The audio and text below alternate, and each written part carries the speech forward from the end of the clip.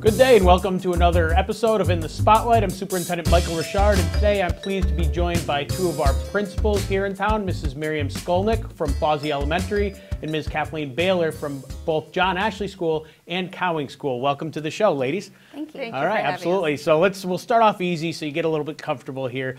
Just tell the audience at home, they want to know who their building leaders are. They want to know a little bit something about you. So tell me where you grew up, where you've come from, and how you ended up here in West Springfield. Myriam, why don't you go first? I actually came the long way. I was born in South America in Ecuador. I came over to Holyoke when I was 8. We moved to Agawam. I've gone to many schools in Massachusetts. I started out studying biology and zoology at Worcester State and UMass. I went on to study business at Western New England College. I have my MBA from there, and then switched over to education for my later years at Westfield State. I have 2 children that I'm very proud of. They're both in the arts. My daughter's a DJ in New York, and my son is local. He works in media in this area, and my husband of 35 years, he was an attorney in Agawam. Very good. And how'd you get to West Springfield? So you came by way of Holyoke. Yes. I know I stole you from Holyoke a few years ago. I'm very happy to be in West Springfield. I came here from Holyoke 4 years ago.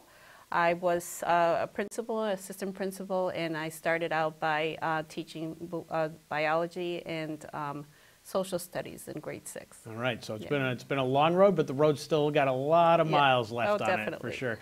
How about you, Kathleen? I'm from Southern Connecticut, grew up there, went to Bucknell University in Pennsylvania, and I was thinking about law, but I majored in art. And then what can you do with an art degree, right? So then I was looking and I was thinking about what my next steps were, and so I thought that I was really good with children. And that led me into a master's degree program at Bank Street College in New York City. Which I absolutely loved, and I've been in the education field for 27 years. This is my 8th year as a school principal. I came from Gill Elementary School, and I served 4 years there, and then now I'm at John Ashley and Cowing here. I was the early childhood coordinator in Gill-Montague Regional School District, and likewise here as well. Good. So when you get into education, step 1 ultimately is really that student teaching experience. Mm-hmm. Talk to me about your student teaching experience, Kathleen. What it was, how it went, but most importantly, why was it impactful on your future as an educator? Student teaching was critical. Mike, you're right about that. It's so important. I was fortunate, as I said, as I did my master's degree in New York City. So I had this incredible student teaching opportunity with a master teacher in a public school in New York City. And she was working with Lucy Calkins, who is a curriculum writer. And I was able to intern in her classroom and really learn the craft of teaching writing. And that led me to becoming a writing teacher myself. It's still my favorite subject by far. But I was able to really hone that part of my, just my craft and my professional career. So I think that was important. On a sort of another side is I also was able to student teach in 8th grade at Bank Street College, and I happened to have Raphael De Niro and Evan Cosby in my class. And it was too bad that I didn't get a chance to sit in on parent-teacher conferences. That would have been an interesting one for sure. Yeah. For sure. How about you, Myriam? I student taught in Springfield, so I love the inner city, and then I actually did my full year and a half actually in Southwick. My son went to school there, and they had a gifted program, so it interests me to see the difference between inner city and the outskirts. Southwick was an incredible learning experience. The teacher that I had was amazing. She was able to address the needs of all students and still keep kids motivated. So I learned so much from both experiences. And that's why I ended up going into Holyoke, because I loved inner city to begin with. So becoming an educator oftentimes is the result of either parental influence or an inspirational teacher. Is there someone in your life growing up who made you realize this is what I want to do? Myriam? Well, it's in my blood, and I guess it's a good thing and a bad thing. It's definitely in our blood. My mom, my father were both educators, both in South America and here. And I actually married into a family of educators. So my in-laws were both educators in Agawam. Very proud to follow in their steps. They were highly motivational. They were lifelong learners. They continued all the way till right to the end, looking for ways to influence education and change, positive change in the world. Good. Kathleen? Wow. I have a totally different story than Myriam. I'm the first teacher in my family. Oh. But my family, I think my early years growing up, my father taught me about serving and the importance of that, and helping out and giving back to the community. And I think that's been a big part of who I am as a teacher, but also as a principal, because that's really our role, is serving our communities. So he was influential to me more than anybody else. Well, as leaders of your schools and as influencers of your school communities, one of your primary functions is to participate in the active creation, modification, implementation of your school improvement plans. So tell the audience at home something that they may not know about your building or your school improvement plan that isn't readily apparent to the average person. Kathleen, why don't you start and pick a building? Right. Thank you. So I have two school improvement plans, and Cowing we just started our school improvement plan this year. So I'm going to talk about John Ashley, because that's been going on for a while. And this year, it's such a powerful process. The school improvement plan is developed by the school council, and I have community members on the school council, I have parents on the school council, and teacher representatives. And we spend the entire year really diving into our school and what our strengths are and how we can improve. We send out family surveys. We send out surveys to teachers. We get feedback from teachers. And then we finalize our school improvement plan within a year. It's good work, it's hard work, and it's important work as well. So this year we really felt like we wanted to focus on social-emotional learning at the kindergarten level. The kindergarten is the foundation of our district, and it's so important that the children are really learning those key skills of self-regulation and self-management, so they can become good students as they move forward in the grades. So our school improvement plan has professional development for teachers around social-emotional learning and working with children with behaviors as well, and then and also steps to move forward in supporting those kids. What's really exciting is that we have a data team at John Ashley, and their focus is also around social-emotional learning. So everything is working together to support the young child and helping them to be ready. And that certainly aligns with our district improvement plan. A couple of weeks ago, I had Jen Brennan on the show, and she talked a lot about her role as a social-emotional learning coordinator. Myriam, how about you? Some strategy that you're implementing in your SIP at FOSI? It's the same thing. We're focusing obviously on aligning with the district improvement plan, and we're also including our school council, just like you described. The three main focus areas are the SEL, the social emotional learning, inclusionary practice and rigor, and we also have a separate one than the district, which is professional learning.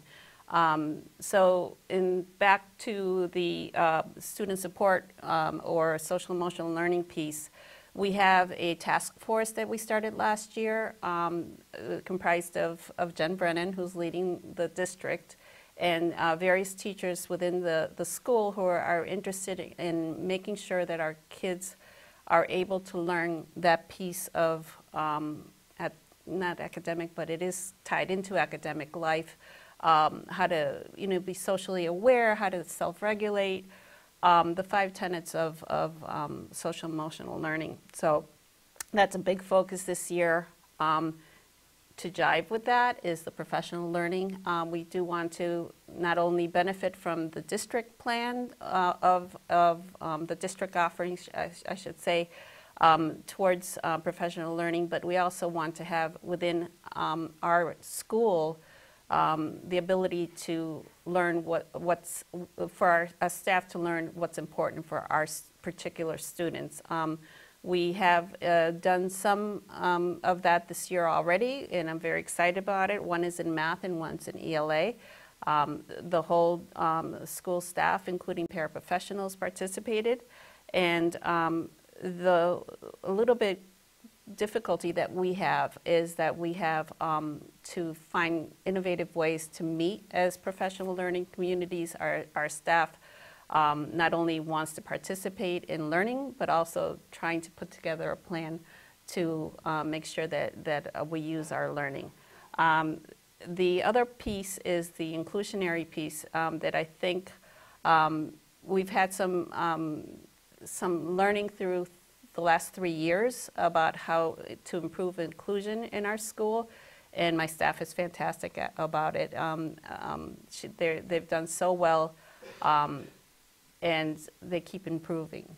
So I'm very excited about that. That cycle of continuous improvement is very, very important across the district.